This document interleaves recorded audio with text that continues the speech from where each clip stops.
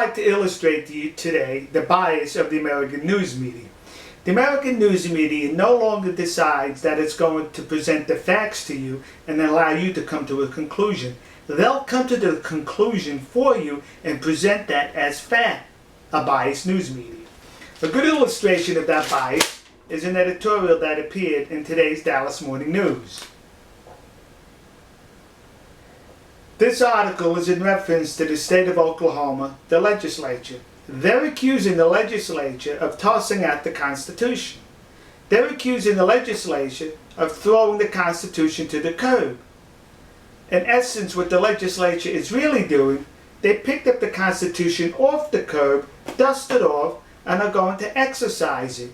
You see, what's happening here is the legislature is going to add some restrictions to the abortion issue in the state of Oklahoma.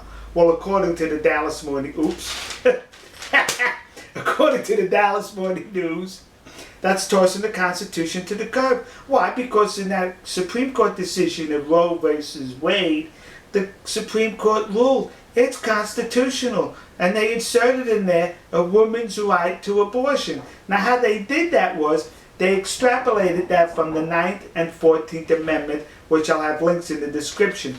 And if you read the Ninth and 14th Amendment in the Constitution, you will be hard-pressed to locate such a right in those two amendments. What you will find is the 10th Amendment. The 10th Amendment specifically states if it's not in the Constitution, it belongs to the states. But that Supreme Court decision stole that from the states, ignoring the 10th Amendment and playing make-believe with the 9th and 14th Amendment.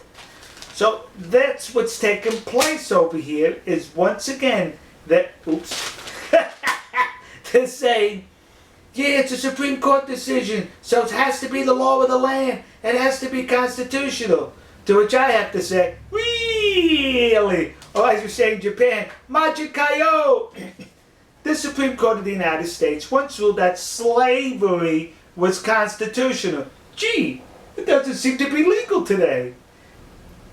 The internment of Japanese Americans during the Second World War, why the Supreme Court ruled, yes, that's constitutional. So gee, right now, the members of the Religion of Peace, they're at war with the United States. So would the Supreme Court be okay with the government rounding up those members and interning them? No, because it's unconstitutional. It was unconstitutional with the Japanese Americans, it was unconstitutional with the rule on slavery, and it was unconstitutional with the abortion ruling also. So the state of Oklahoma has to pick up from where the Supreme Court left off. But according to the Dallas Morning News, well, it's unconstitutional when you follow the Constitution. Yeah!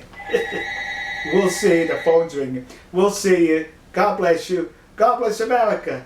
And God bless the nation you happen to be in. And let's see who's bothering me. Hello.